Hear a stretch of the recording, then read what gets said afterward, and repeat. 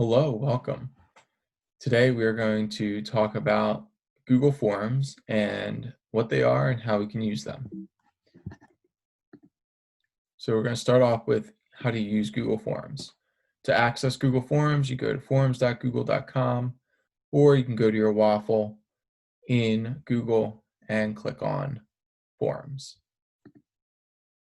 There are different types of forms. Each one has their own separate purpose, and you can utilize them based on what you need. A really important thing about Google Forms is you want to make sure that you send your Google form out using the link or the email in send. If you add collaborators, that allows people to edit your Google form. So add collaborators would be for you to add teachers or other professionals who are going to work on the form with you. Students should not get the add collaborators link. Form responses after students have completed their Google form will allow you to see charts and graphs, and it also creates a Google Sheet for you, which helps you to easily organize and find out who's done the assignment and who's done well or poorly on the assignment.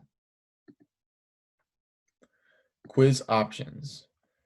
You can see on your screen the settings for how to set up a quiz in a Google form.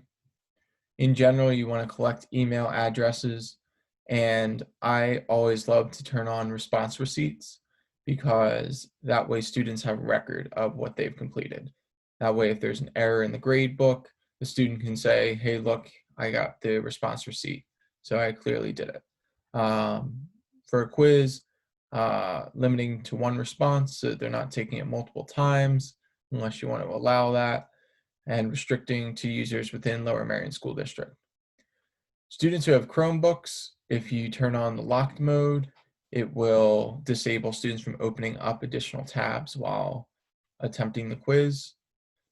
And then releasing grades, if there's anything, any type of question that is open-ended, I always select later after manual review so that you can give the feedback before students see their grades.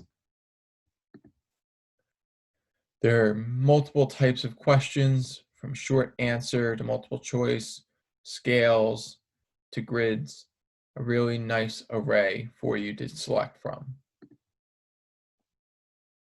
Assignment collection is next, and I love this option. I utilize this in my classroom online.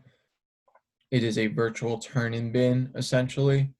And so you can collect Google Docs or Microsoft Word documents, slideshows, anything from the Google Suite or any file that can be uploaded.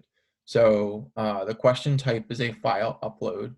And again, with the settings, predetermine what you want to collect from your students, their email addresses and such.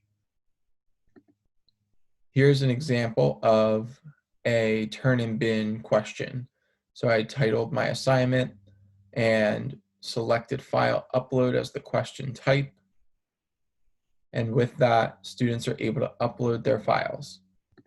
So some of the nice things about this is when you do a Google form with file upload, it automatically creates folders in your drive. So my period 4 turn-in bin here has all of these different assignments listed there. And when I click into the assignment, I have my students' responses there. It's automatically created, it's automatically updated, and unlike sharing documents, when a student submits to a Google form, you do not get an email, which will help because you don't want a cluttered inbox. So really like this option for organization. Google Forms can be used for check-ins, using them to check and get a daily pulse of social emotional needs, just seeing how students are doing. It can be a daily exit ticket or a quick formative assessment in the middle of class. And it can also just be a basic attendance check. Complete the form to confirm that you were in class today, and then you can look at that spreadsheet later to put attendance in if you choose. The last thing that I have today is escape the room / scavenger hunt. There's a video here that explains how to set it up. This is definitely next level and something that I do not recommend unless you have a decent grasp on how to use Google Forms.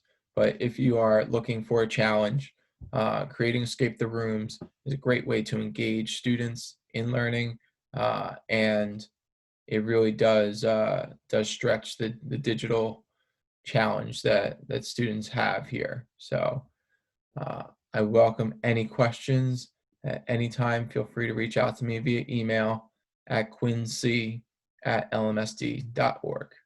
Thanks for watching.